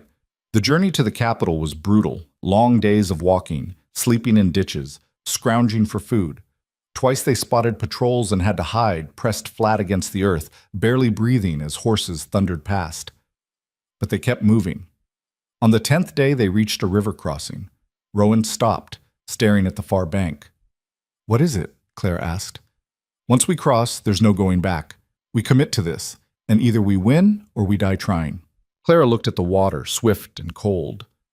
Then she looked at Rowan. I'm not going back anyway. He nodded. Neither am I. They crossed together. The capital appeared on the horizon 2 days later. A sprawling city compared to Iron Hollow, with stone buildings and paved streets, and people who moved with purpose. Clara felt small and out of place, covered in dust and wearing clothes that had seen better days. But she had Calhoun's letter, and she had the truth. They found the territorial governor's office in the center of town, a large building with pillars and flags and guards at the door. Clara's stomach churned. Ready? Rowan asked. No. Good, let's go. They walked up the steps together. The guards stopped them, looked them up and down with barely concealed disdain. We need to see the governor, Clara said. You have an appointment? No, but we have evidence of corruption in Iron Hollow. Judge Edwin Halbrook has been... Take it up with the local sheriff. The sheriff sent us here. Clara pulled out Calhoun's letter, thrust it at the guard. Read it, please. The guard took the letter, glanced at it, then handed it back. I'm not a secretary. If you have a complaint, file it with the clerk's office. They'll schedule a hearing in a few months. Clara's chest tightened. A few months? People are being hurt now, right now. Then you should have filed sooner. Rowan stepped forward, and the guard's hand went to his weapon. Easy, mountain man. Clara grabbed Rowan's arm, pulled him back. Please, just give the letter to the governor. Let him decide. The guard's face was stone. Move along. They were being dismissed, cast aside. Just like in Iron Hollow, power protected itself, and people like Clara didn't matter. Rowan's fists clenched. Clara saw the rage building in him, the same rage that had probably gotten him in trouble his whole life. And then she saw something else. A woman descending the steps. Well-dressed, mid-40s, with sharp eyes and a purposeful stride. She'd been watching the exchange, Clara realized, listening. The woman stopped in front of them. I'm Margaret Coulter, Governor's chief advisor. She looked at Clara. I heard you mention Edwin Halbrook. Clara's heart leapt. Yes, he's been... I know what he's been doing. I've had suspicions for months, but no proof. Coulter held out her hand. May I see that letter? Clara handed it over, barely breathing. Coulter read it. Her face remained neutral, but her eyes hardened. When she finished, she looked up. Come with me. They followed her inside, through marble halls and past offices filled with clerks and officials. Clara felt like she'd stepped into another world, a world of power and procedure and people who decided the fates of towns like Iron Hollow without ever setting foot there. Coulter led them to a private office, closed the door, and gestured for them to sit. Tell me everything, she said. So Clara did. She laid it all out. The hanging, the contract, the fire, the forged documents, the meeting, the gunfight. Rowan filled in details, his voice flat and factual. Together they painted a picture of corruption so complete it was almost unbelievable. Almost. When they finished, Coulter sat back, fingers steepled. If what you're saying is true, Edwin Halbrook has committed multiple felonies, but proving it will be difficult. He's a territorial judge. He has allies, resources. We have evidence, Clara said. You have a letter from a small-town sheriff and testimony from two people Halbrook will paint as criminals. Coulter's voice was gentle but firm. I believe you, but belief isn't enough in court. Clara's heart sank. They'd come all this way, risked everything, and it still wasn't enough. Then Coulter leaned forward. However, if I can get a federal marshal involved, that changes things. Marshals have jurisdiction over territorial judges, and I happen to know one who's been looking for a reason to investigate Halbrook. How long will that take? Rowan asked. A week? Maybe 2. I'll send a telegram today. Clara wanted to collapse with relief. But 2 weeks meant 2 more weeks of Halbrook tightening his grip on Iron Hollow. 2 more weeks of people suffering. In the meantime, Coulter said, you need to stay out of sight. If Halbrook finds out you're here, he'll send people. And I can't protect you outside this building. Rowan nodded. We'll manage. Coulter stood, extended her hand. You did a brave thing, Miss Vance, coming here, speaking up. A lot of people wouldn't have. Clara shook her hand, throat tight. I just want it to stop. It will. I promise you that. They left the office, stepped back out into the city. The sun was setting, painting the sky in shades of orange and red. Clara looked at Rowan. We did it. Not yet, but we're close. She nodded. Close was enough, for now. They found a boarding house on the edge of town, paid for a room with the last of their money. It was small and plain, but it had a real bed and walls and a door that locked. Clara sat on the bed, feeling the weight of the past weeks crash down on her all at once. They'd survived. Made it to the capital, found someone who would help. But it wasn't over. Not yet. Rowan stood by the window, looking out at the street below. Halbrook won't go quietly. I know. When the marshal comes, there'll be a fight. I know that too. He turned to look at her. You ready for it? Clara thought about everything she'd lost. Her store, her home, her quiet, invisible life. And she thought about everything she'd found. Strength she didn't know she had, a purpose that burned brighter than fear. Yes, she said. I'm ready. Rowan's face softened, just a fraction. Then we finish this together. Clara nodded. Together. The telegram arrived on the 8th day. Clara was sitting by the window of their cramped boarding house room, mending one of Rowan's shirts with thread she'd bought using their last few coins, when he returned with a folded piece of paper in his hand and something that might have been relief crossing his weathered face. Marshal's coming, he said, closing the door behind him. Leaves tomorrow morning. Should reach Iron Hollow in 3 days, maybe 4 if the weather turns. Clara's hand stilled on the fabric, needles suspended mid-stitch. 3 days. After weeks of running, hiding, fighting just to stay alive, it all came down to 72 more hours. Margaret Coulter wants us back there, Rowan continued, sitting heavily on the edge of the bed. Says Marshal Pierce will need us to testify. Show him the locations, point out the evidence we found. Clara set down the mending, her fingers trembling slightly. Going back to Iron Hollow meant walking straight into Halbrook's domain, into the town where half the population wanted them dead, and the other half was too terrified to speak up. You don't have to come, Rowan said quietly. He wasn't looking at her, just staring at his scarred hands. I can handle this part. Tell them what we know. You could stay here. Be safe. Stop trying to protect me. I'm trying to keep you breathing." Clara stood, crossed to where he sat, and waited until he looked up at her. "I started this when I stepped into that street and opened my mouth. I'm not hiding while you finish it." Rowan studied her face for a long moment. Whatever he saw there made him nod once, sharp and final. "All right, we leave at first light." That night, Clara lay awake in the darkness, listening to the unfamiliar sounds of the city outside their window. Carriages rattling past, voices calling to each other, the distant clang of a bell marking the hours. She'd spent her whole life in Iron Hollow, where the only sounds after dark were wind and coyotes and the occasional drunk stumbling home from the saloon. This place felt alien, too big, too loud, too full of people who didn't know her name and wouldn't care if they did. But it also felt like possibility, like proof that the world was bigger than one dusty frontier town controlled by corrupt men. "Can't sleep?" Rowan's voice came from the floor where he'd made his pallet. "No." "What's keeping you up?" Claire was quiet for a moment, trying to put the tangle of thoughts into words. "I keep thinking about what happens after, if we win. You go home, rebuild your store, live your life. With what money? What customers? Half the town branded me a traitor, Rowan. The other half watched my store burn and did nothing. You think they're just going to forget that? Start shopping at Clara's store again like nothing happened?" She heard him shift in the darkness. "Some of them will, the ones who spoke up at the meeting, the families who've been getting squeezed by Greer for years. They'll remember you stood when nobody else would. And the rest? The rest will have to live with knowing they were cowards." Clara wanted to believe that mattered, that shame and guilt would change anything. But she'd lived too long in Iron Hollow to think people were that simple. "I've got land," Rowan said after a pause. "Up in the high country, near the springs.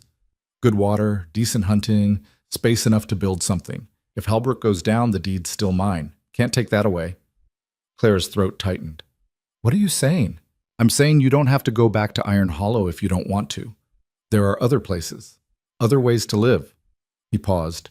"And if you needed somewhere to start over, my door's open. Not charity, partnership. You saved my life. Figure that's worth more than just empty words." Clara closed her eyes against the sudden burning behind them. In all her years, no one had offered her anything without strings attached. Every kindness came with obligations, with debts that had to be repaid in work or loyalty or silence. But Rowan wasn't like that. He'd already proven it a dozen times over. "I'll think about it," she whispered. "That's all I'm asking." They traveled back with Marshal Garrett Pierce and 4 of his deputies. Pierce was a man in his 50s with gray threading through his dark beard and eyes that had seen enough ugliness to recognize it on sight. He rode alongside Clara and Rowan, asking careful questions and listening to the answers with the kind of attention that made Clara feel like maybe, finally, someone with real authority was taking this seriously. "Edwin Halbrook's got a reputation in the territory," Pierce said as they crossed into familiar landscape. "Clean record on paper, respected by his peers. But I've heard whispers for the past year. Judges don't get rich on government salaries, and Halbrook's been living well above what he should be able to afford." "Because he's been stealing," Clara said bluntly, "from everyone too small or too scared to fight back." Pierce nodded slowly. "I believe you, Miss Vance, but believing and proving are 2 different animals in a courtroom. That's why I need you to show me everything. The burned store, the forged documents, any witnesses willing to testify on record." "Some of them might be too frightened," Rowan said. "Halbrook's had weeks to consolidate power, threaten people, make examples. Then my job is to make it safe enough for them to talk." Pierce's voice carried the weight of someone who'd done this before and knew exactly how ugly it could get. "That's why I brought 4 good men and enough federal authority to override any local objection." They reached Iron Hollow just after midday. The town looked exactly the same as when Clara had fled. Sun-bleached buildings, dust hanging in the air like a curse, everything baked to the color of old bone. But the atmosphere had changed, quieter, tenser, like the whole place was holding its breath, waiting for something to break. People saw them ride in, saw the federal marshal's badge glinting in the harsh sunlight. Some ducked inside buildings immediately. Others just stood and stared with expressions Clara couldn't quite read. Fear, maybe, or hope, or just the exhausted resignation of people who'd been beaten down too many times to trust that anything would ever change. She felt their eyes on her like physical weight, judgment, accusation, curiosity. She kept her spine straight and her hands steady on the reins, refusing to show the terror churning in her stomach. They went directly to Sheriff Calhoun's office. He was there, looking like he'd aged a decade in the 2 weeks since Clara had seen him.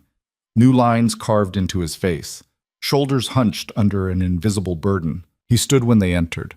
Marshal Pierce, Miss Vance, Black Ridge. He nodded to each in turn, something like relief flickering in his tired eyes. Didn't know if you'd make it back. Things been quiet here? Pierce asked, removing his hat. Calhoun's laugh was bitter and sharp. Quiet's not the word I'd use, Marshal. Halbrook's got this town locked down tighter than a jail cell. Anyone who spoke up at that meeting has either left Iron Hollow entirely or learned real quick to keep their mouths shut. Greer's men patrol the streets every night, making sure everyone remembers who's in charge. Where's Halbrook now? His office. Same as always. Probably already knows you're here. Nothing happens in this town without him hearing about it within the hour. Calhoun's jaw tightened. He's been expecting you, preparing. Pierce's eyes narrowed. Let him prepare. Won't change what's coming. They spent the afternoon methodically gathering evidence. Clara took the marshal to the ruins of her store, now nothing but a blackened foundation and scattered debris that the wind had started to bury. She showed him where the back door had been forced open before the fire started, where the flames had originated. The pattern of destruction that spoke of deliberate arson rather than accident. Rowan pointed out details Clara hadn't noticed, specific burn patterns that suggested accelerant had been used, footprints in the ash that were too large to be hers or Rowan's, a piece of charred rope that had been used to bar the front door from the outside. Someone had tried to trap her inside while the building burned. The realization hit Clara like a physical blow. She'd known the fire was intentional, but understanding that someone had actively tried to kill her, not just destroy her property but end her life, made her stomach turn. You all right? Rowan asked quietly, noticing her face had gone pale. Yeah, she lied. Just seeing it all laid out like this. Pierce documented everything in a small leather notebook, his expression growing harder with each new piece of evidence. Then they moved to the church, where bullet holes still scarred the wooden walls and pews. The congregation had cleaned up the blood and removed the shattered glass, but the damage remained, undeniable proof that armed men had opened fire in a house of worship with civilians present. How many people were inside when the shooting started? Pierce asked. Maybe 60, Clara said. Families, children, everyone who'd come to hear the truth about what Halbrook and Greer had been doing. And Halbrook's men fired anyway? Not at first. Greer drew his weapon when Sheriff Calhoun tried to arrest him. Then his hired guns followed. It happened fast after that. Pierce walked the length of the church, examining each bullet hole, calculating angles and trajectories. Anyone killed? No. Miracle, really. People stampeded for the exits. Got lucky. Luck. Pierce's voice was flat. Or maybe Greer's men weren't trying to kill anyone, just create enough chaos to escape. It was a small distinction, but Clara understood what he meant. In a courtroom, intent mattered. The difference between attempted murder and reckless endangerment, between decades in prison and a handful of years. By evening, Pierce had seen enough. I'm arresting Edwin Halbrook and Thomas Greer tomorrow at dawn, he announced. They were gathered in Calhoun's office. Clara, Rowan, the marshal, the sheriff, and Pierce's 4 deputies. We move early, before they have time to scatter or organize resistance. I'll need both of you there as witnesses. Clara's heart lurched. What if they fight back? Then we deal with it. Pierce's voice was matter-of-fact, like he was discussing the weather. I've handled men like Halbrook before. They're bullies who've spent years convinced they're untouchable. Once you stand up to them, most fold pretty quick. Rowan didn't look convinced. Greer's got at least 15 men on his payroll, armed, loyal. They're not going to just let you walk onto his property and slap irons on him, which is why I didn't come alone. Pierce gestured to his deputies. We do this by the book, legal, proper, but with enough force that they understand resistance is pointless. Clara wanted to believe him, wanted to trust that law and order would triumph, that men with badges and federal authority could sweep in and fix everything with a few pieces of paper and some well-placed threats. But she'd learned the hard way that the world didn't work like fairy tales. Power protected itself, and powerful men rarely surrendered without a fight. That night, word spread through Iron Hollow faster than fire through dry grass. The federal marshals were here. They were going after Halbrook and Greer. Tomorrow morning, everything would change. Clara sat in the small room above the defunct general store that Calhoun had secured for them, listening to the town vibrate with tension. Rowan paced like a caged animal, that restless energy radiating off him in waves. "This feels wrong," he said finally, breaking the silence. "What do you mean? Too easy, too clean." Halbrook's smart. He didn't get this far by being stupid. He's had weeks to prepare for exactly this. You really think he's just going to sit in his office waiting to get arrested like some common drunk? Clara hadn't thought about it that way, but now that Rowan said it out loud, the unease that had been gnawing at her all day sharpened into something closer to dread. "What do you think he'll do?" Rowan stopped pacing and looked at her. "Run. Or fight. And if he fights, innocent people are going to die. That's what men like him do when they're cornered. They lash out, hurt whoever's closest, try to create enough chaos to slip away in the confusion." Before Clara could respond, boots thundered up the stairs. The door flew open, and one of Pierce's deputies stood there, breathing hard, face flushed. "Halbrook's gone. His office is empty. Looks like he cleared out hours ago. Took all his papers, everything." Clara's stomach dropped like a stone. "What about Greer?" "Still at his ranch as far as we know. We're mounting up to move on him now, but..." The deputy hesitated, looking uncomfortable. "There's something else." Halbrook left a message, nailed to his office door. "Addressed to you, Miss Vance." He handed Clara a folded piece of paper. She opened it with shaking hands. The handwriting was elegant, almost beautiful. The message was 3 sentences long. "You should have accepted my offer and left quietly. Now everyone in Iron Hollow will pay for your pride. Watch your town burn and know it's your fault." Clara's blood turned to ice. She looked at Rowan and saw the same terrible understanding dawn on his face. "He's going scorched earth," Rowan said quietly. The deputy looked between them. "What does that mean?" "It means he's not running," Rowan said, already grabbing his coat. "He's destroying everything on his way out. We need to warn people. Right now." They ran into the street just as the first explosion tore through the night air. The sound was massive, a bone-shaking boom that rattled windows and sent people stumbling from their homes in panic.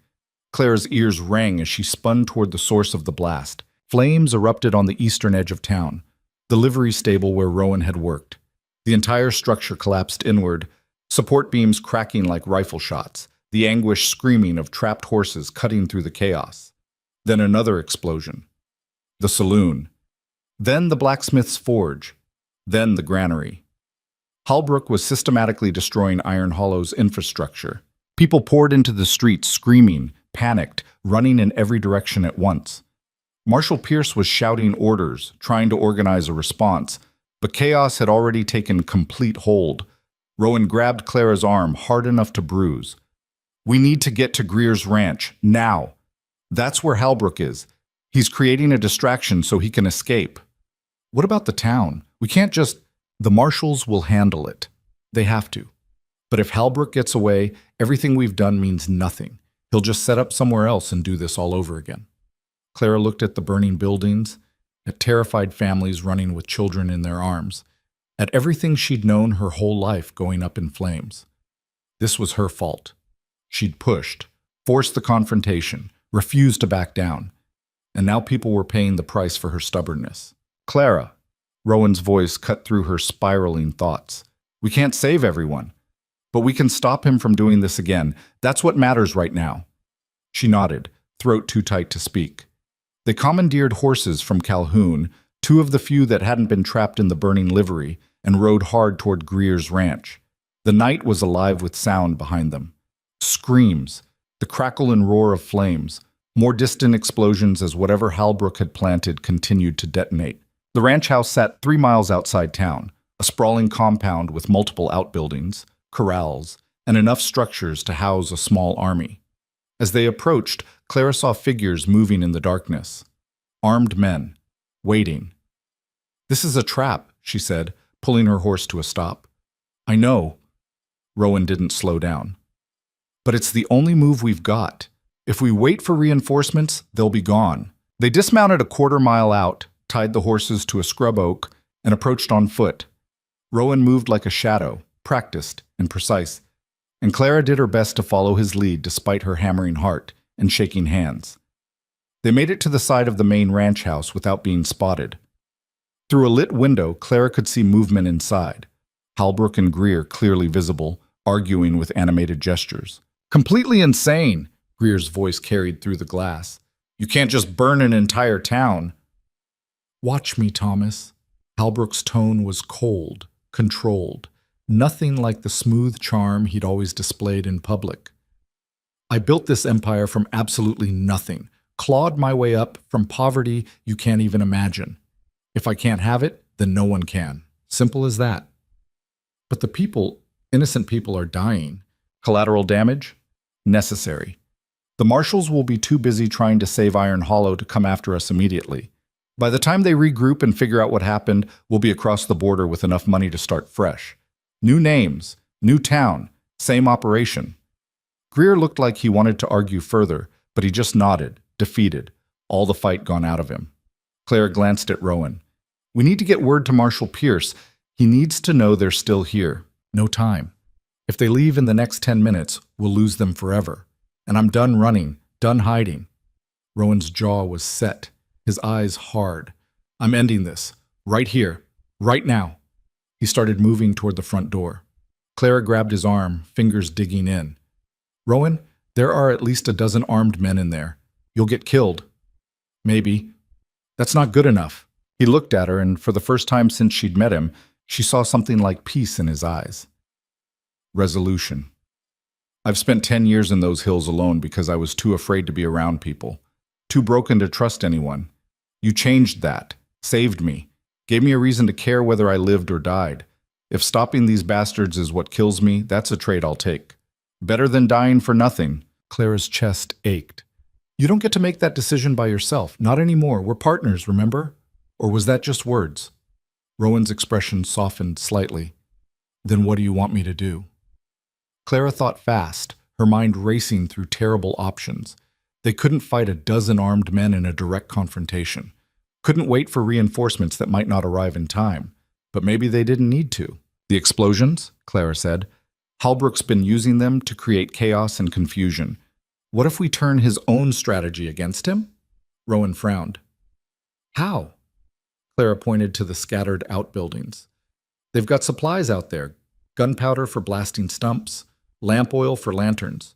If we can start a fire, make them think the marshals are here in force, they'll panic, might scatter, might make mistakes we can exploit. It was a terrible plan, dangerous and reckless and probably suicidal, but it was better than a frontal assault that would definitely get them killed. Rowan stared at her for a long moment. Then he grinned, wild and fierce. I really like the way you think. They split up. Rowan moved toward the supply shed on the north side of the compound while Clara circled around to the stables on the south end. Her hand shook violently as she grabbed a lantern hanging from a fence post, checked that it still had oil, and crept toward a large stack of hay bales near the horse corrals. She could hear voices inside the main house, footsteps on wooden floors, the metallic click of guns being loaded and checked. Her heart hammered so hard she thought it might crack a rib. Then Rowan's voice cut through the night, loud and commanding and absolutely fearless. Edwin Halbrook, Thomas Greer, this is the federal marshals. You're surrounded. Come out with your hands up and no one else has to die tonight. Dead silence. Then absolute chaos. Men burst from the ranch house, shouting, weapons drawn, looking for targets in the darkness. Clara lit the lantern with shaking hands, threw it at the hay bales with all her strength. Flames caught instantly, roaring to life, casting wild dancing shadows across the entire compound. An explosion rocked the supply shed. Rowan's work. The massive blast sent men diving for cover, turned confusion into total panic. Clara ran, keeping low to the ground, circling around toward where she'd last seen Rowan. She found him crouched behind a water trough, methodically reloading a revolver he'd somehow acquired. Where did you get that? She gasped. Off a guy who wasn't watching his surroundings closely enough. He fired twice, aiming high over people's heads, just keeping them pinned down. This is working better than I expected, but we need to move before they figure out it's just the two of us and a lot of noise. Another explosion, this one from inside the main ranch house. Someone had panicked in the chaos, knocked over a lamp or candle, and now flames were spreading through the structure. Men poured out of the burning building, coughing, stumbling, some with shirts already smoldering. In the confusion and firelight, Clara spotted Halbrook and Greer making a break for the horses tied up near the back corral. "There!" she shouted, pointing. Rowan was already moving. He cut across the yard, fast and low, intercepting them before they could reach the animals. Halbrook spun, fumbling for the gun holstered at his hip, but Rowan was faster by half. He grabbed Halbrook's wrist, twisted hard, and the weapon clattered to the ground.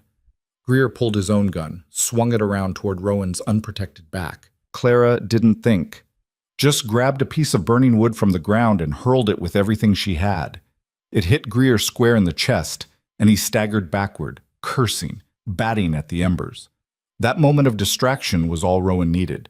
He slammed Halbrook face first into the ground, planted a knee between his shoulder blades, and wrenched his arms behind his back with practiced efficiency. "It's over," Rowan said, voice like gravel. "Done. Finished." Halbrook actually laughed. The sound was ugly, half choked by dust and smoke. "You think this changes anything? I've got money hidden, lawyers on retainer, connections that go all the way to the territorial governor. I'll be out of jail in a month, 6 weeks at most." Rowan leaned close, voice dropping to something barely above a whisper. "Maybe, but everyone's going to know what you are now. Every person whose life you destroyed, every family you ruined, they'll all know. And that's worse than any prison cell. You'll spend the rest of your life looking over your shoulder, wondering when someone's going to decide that legal justice isn't enough." Footsteps thundered across the compound. Marshal Pierce and his deputies arrived, weapons drawn, taking in the burning chaos, the destroyed outbuildings, the smoldering ranch house. Rowan holding Halbrook down, while Clara stood over Greer with a piece of burning wood like some kind of avenging angel. Pierce looked at the scene for a long moment. Then he shook his head, something that might have been admiration crossing his face. "You two have a real talent for making things complicated." "We got results," Rowan said flatly. Pierce couldn't argue with that. His men moved in quickly and professionally, securing Halbrook and Greer, rounding up the scattered ranch hands. Some surrendered immediately. A few tried to run and were quickly caught by deputies who knew the terrain.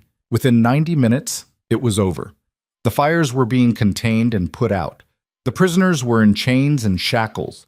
Iron Hollow's reign of corruption and terror had ended not with a judge's gavel or a clean legal proceeding, but with smoke and flame and two people who'd simply refused to give up. Clara stood in the wreckage, utterly exhausted, covered in soot and ash, watching the sun begin its slow climb over the canyon.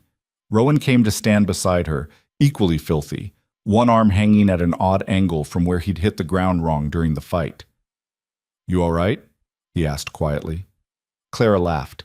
It came out shaky, half hysteria, but somehow genuine.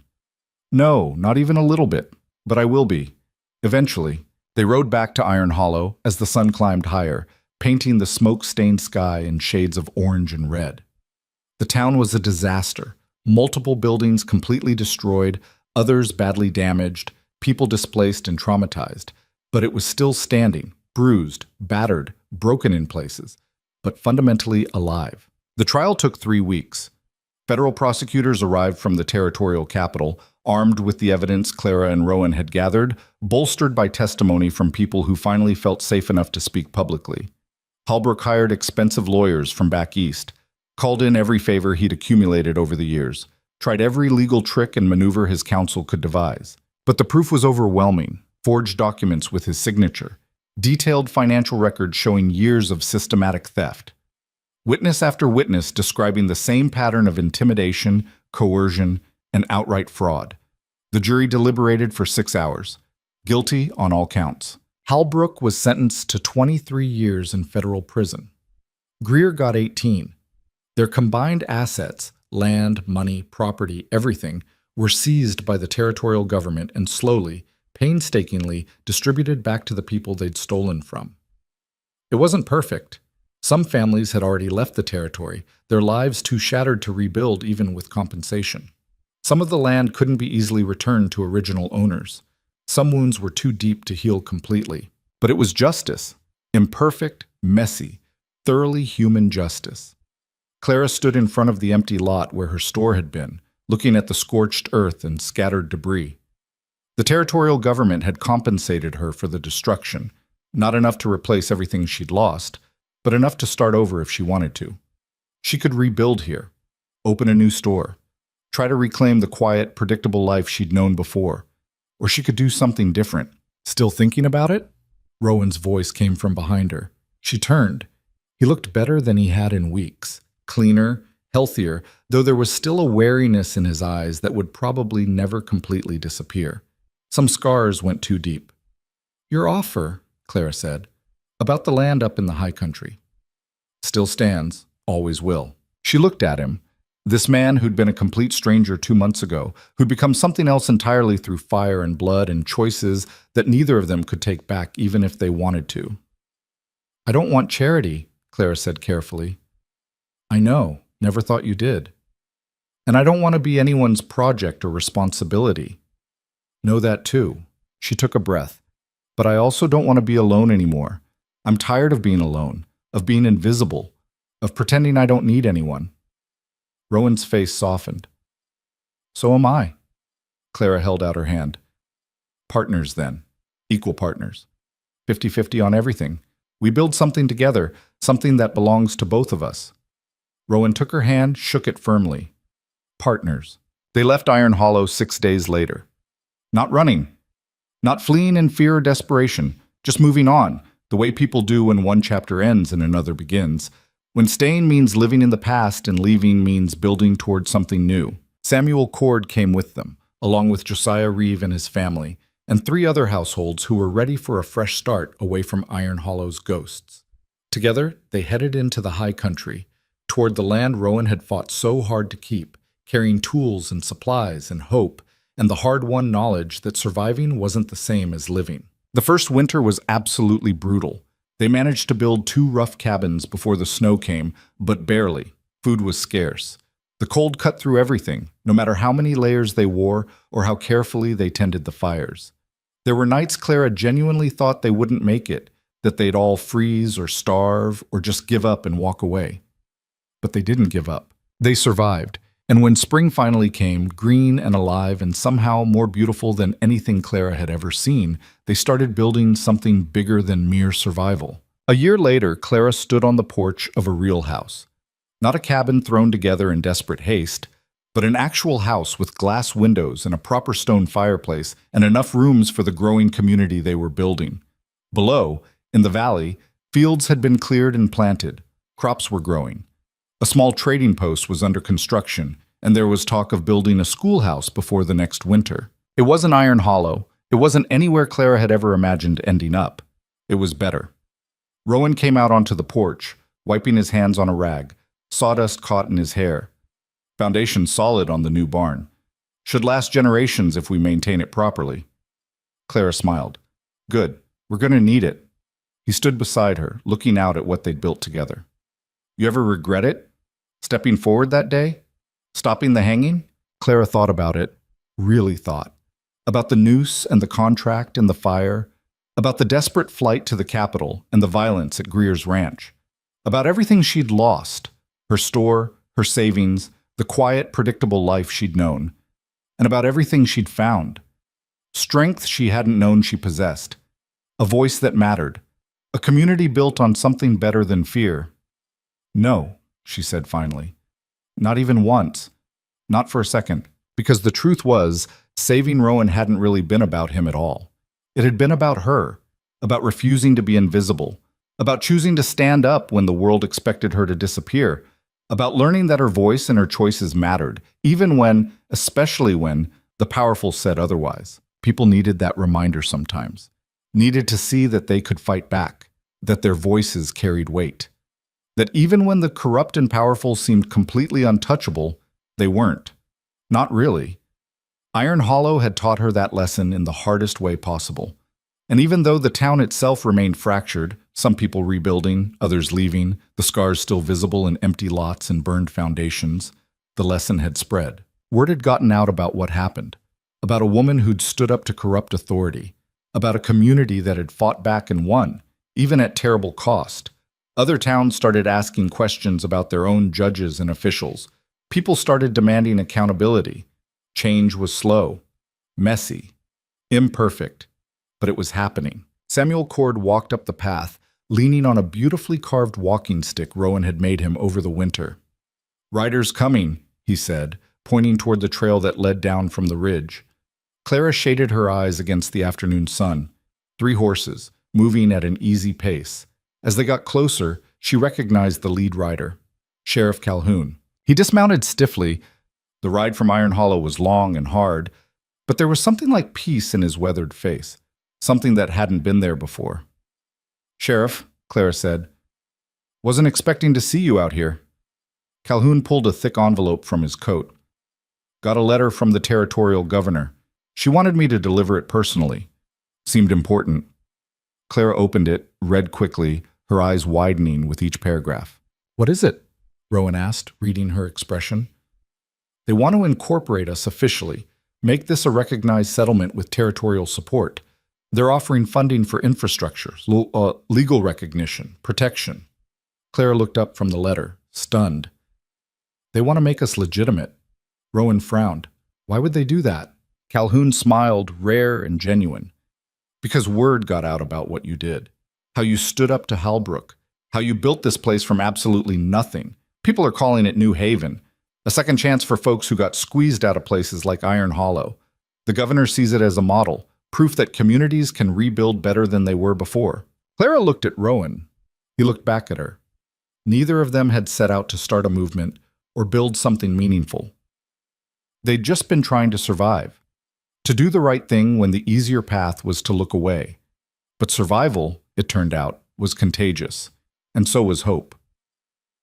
"Tell the governor we accept," Clara said, with gratitude. Calhoun tipped his hat. "I'll pass it along. And Miss Vance..." He paused, something heavy in his expression. "For what it's worth, I'm sorry I didn't do more back in Iron Hollow. I should have stood with you from the very start instead of waiting until I had no other choice." Clara's throat tightened. "You helped when it mattered most. You gave us a chance when we had nothing. That's enough." He nodded, climbed back onto his horse, and rode off toward Iron Hollow. That night, Clara and Rowan sat on the porch together, watching stars emerge in the darkening sky. The community was settling in for the evening, smoke rising from chimneys, voices carrying on the wind, children laughing, the comfortable sounds of life taking root in good soil. "You think we'll make it long term?" Clara asked. "Really make it?" Rowan was quiet for a moment, considering. "I think we already have. Everything else is just building on the foundation, making it stronger, better." Clara leaned back against the porch railing, closed her eyes, felt the weight of the past year finally begin to lift from her shoulders. She'd spent so much of her life afraid. Afraid of being noticed, afraid of failing, afraid of standing out and being crushed for daring to be visible.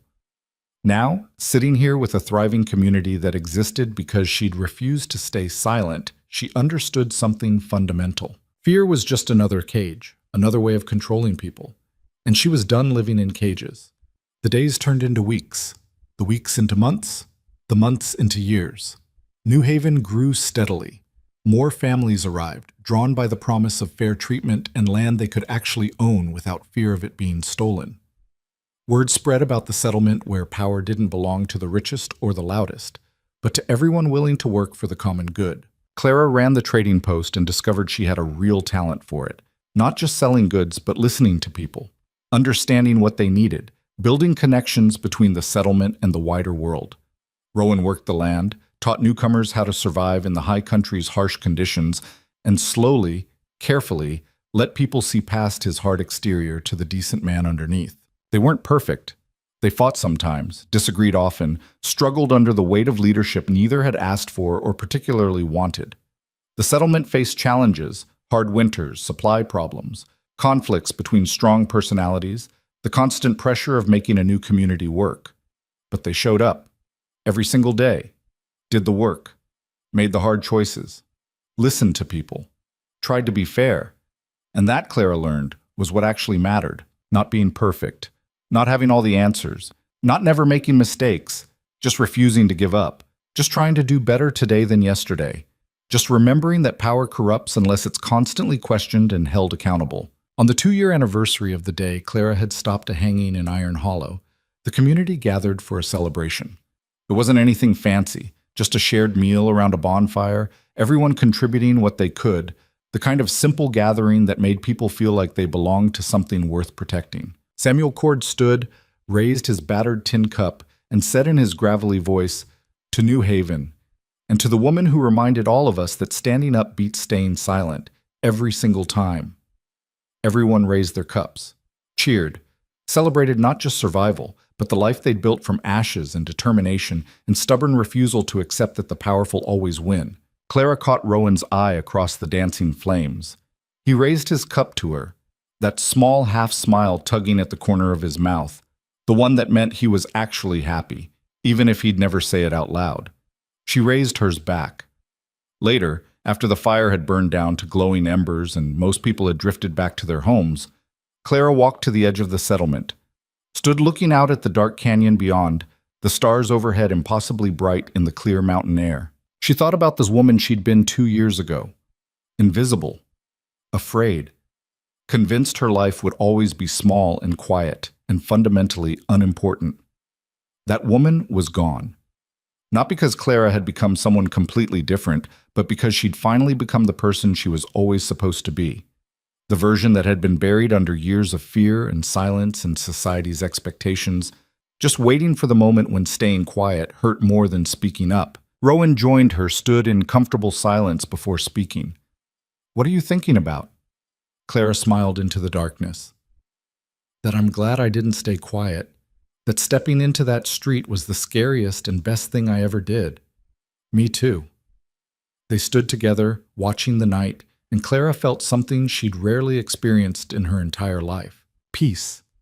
Not the quiet kind that came from hiding or avoiding conflict, but the hard-won kind that came from fighting for what mattered and surviving the battle, from building something good on top of something broken, from learning that you were stronger than you ever imagined possible. The world would keep turning.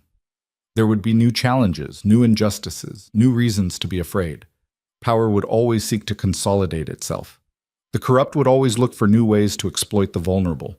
But Clara knew now, really knew, down in her bones, that she didn't have to face any of it alone.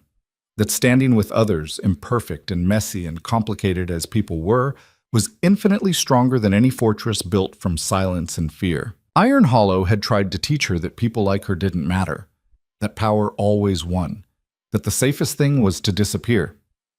Instead, she'd learned something completely different. That one person, standing at exactly the right moment, could stop a hanging, could expose corruption, could change the trajectory of an entire community, could build something better from the ruins of something broken, not because they were special or perfect or chosen by fate, just because they chose to stand when everyone else was sitting down, chose to speak when everyone else was silent, chose to fight when everyone else had already surrendered. And that choice, that simple, terrifying, absolutely crucial choice, was the most powerful thing any human being could make. To be seen, to be heard, to matter, to refuse to disappear.